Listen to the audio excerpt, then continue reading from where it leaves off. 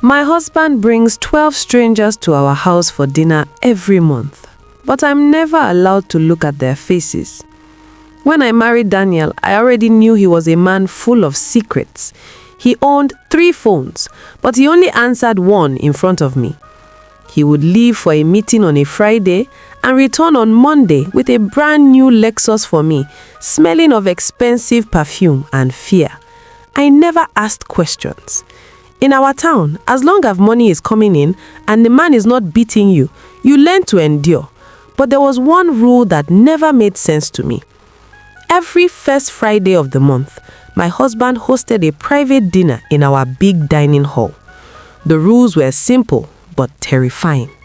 I must cook a big meal, expensive wine.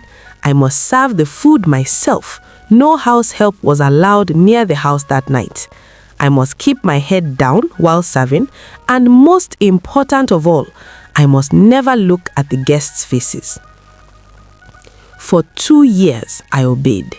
I would hear them arrive, heavy footsteps, a strange smell like wet soil and old flowers. They never spoke, not even once, only the sound of cutlery touching plates, clink, clink. My husband always sat at the head of the table, laughing loudly, talking as if they were discussing business or politics. But the guests never answered him. Last Friday, my curiosity finally defeated my fear. I was serving the last guest, a man sitting at the far end of the table. My hands were shaking. The room was freezing cold, even though the air conditioner was off.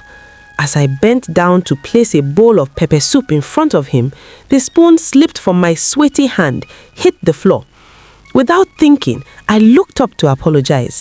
"I'm sorry." The words died in my throat. The tray fell from my hand. The man sitting there was not a stranger. He was wearing a faded Ankara outfit, the same one we buried him in 3 years ago. It was my father-in-law, a dead man. His skin was gray, waxy, like melted candle wax, his eyes wide open. But he wasn't breathing. He was just sitting there, stiff. I screamed. I turned to look at the other guests. On my left was my husband's former business partner, the one who died in a car accident in 2021. On my right was our old gate man. People said he returned to the village last year, but there he was, sitting at my table, dead. Silence. "Sarah!" my husband shouted. He stood up, his eyes burning red. "You broke the circle. I warned you never to look at the guest." The lights in the dining room flickered and went off. In the darkness, I heard 12 chairs scrape the floor at the same time. They were standing up. I didn't wait. I ran barefoot. I ran out of the house, climbed the fence into the neighbor's compound like a thief running for your life. Since that night, I've been hiding in a hotel. My husband has been calling me non-stop.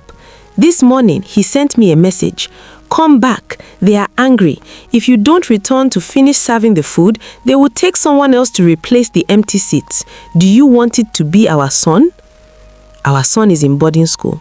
My husband already picked him up. If I go back, will they kill me? If I don't go back, will he sacrifice my son? Let's go to part 2 and find out.